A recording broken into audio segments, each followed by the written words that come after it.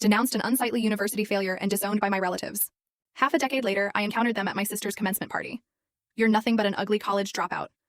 Don't you dare show your face at this family again." Those words? They were my mother's parting gift, delivered just before she slammed the door in my face. I was 22, standing on the porch of the home I grew up in, my suitcase a silent witness at my feet.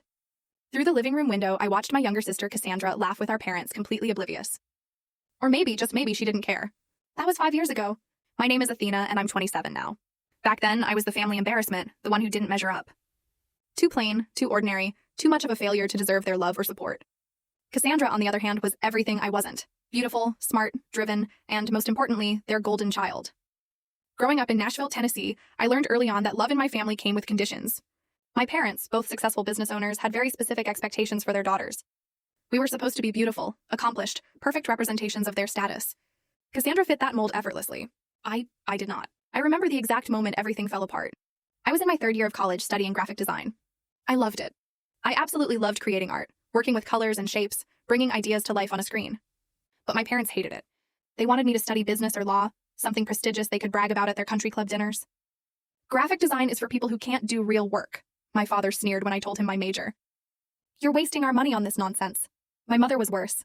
She never missed an opportunity to compare me to Cassandra, who was studying pre-med.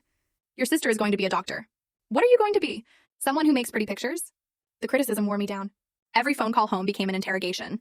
Every visit turned into a lecture about my choices, my appearance, my future.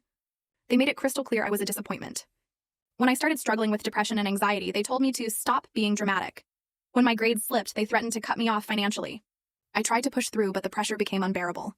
My mental health deteriorated. I stopped going to classes. I stopped eating properly.